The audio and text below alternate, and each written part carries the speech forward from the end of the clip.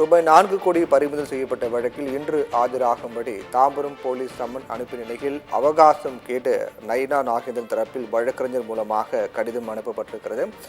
இந்த வழக்கினுடைய பின்னணி பொறுத்தவரையில் கடந்த 6ஆம் தேதி, அதாவது தேர்தல் நடத்தை விதிகள் அமலுக்கு வந்த பிறகு கடந்த 6ஆம் தேதி என்று தாம்பரம் ரயில் நிலையத்தில் ரூபாய் 4 கோடி பணம் கைப்பற்றப்பட்டது. அப்போது அந்த பணம் கைப்பற்றப்பட்ட பிறகு அந்த ரயிலில் பயணம் செய்த 3 பேரை போலீசார் கைது செய்து விசாரித்து வருகிறார்கள்.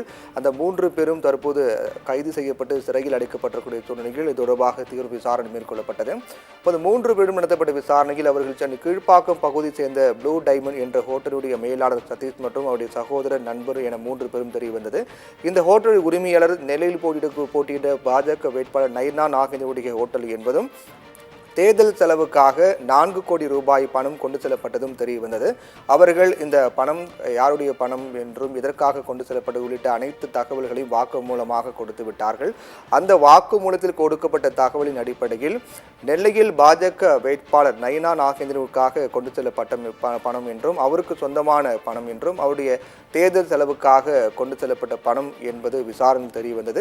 அதற்கு பிறகு அந்த 3 பேரையும் கைது செய்து சிறையில் அடைக்கப்பட்ட நிலையில் இந்த விவகாரம் தொடர்பாக நேரில் ஆஜராக வேண்டும் என்று நயினா நாகேந்திரனுக்கு தாம்பரம் போலீசார் சம்மன் அனுப்பினார்கள்.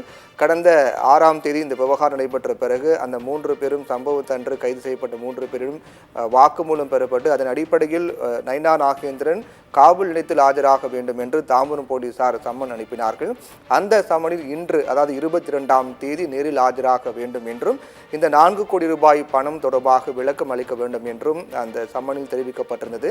இந்நிலையில் இந்த விவகாரம் தொடர்பாக நயினா நாகேந்திரன் இன்று ஆஜராவாரா இல்லையா என்ற எதிர்பார்ப்பு எழுந்த நிலையில் இன்று அவர் ஆஜராகவில்லை. இது தொடர்பாக அவருடைய வழக்கறிஞர் டேவிடிடம் இது தொடர்பாக கடிதம் அனுப்பியிருக்கிறார். 10 நாட்கள் அவகாசம் வழங்க வேண்டும் என்றும் அந்த கடிதத்தில் தெரிவிக்கப்பட்டிருக்கின்றது.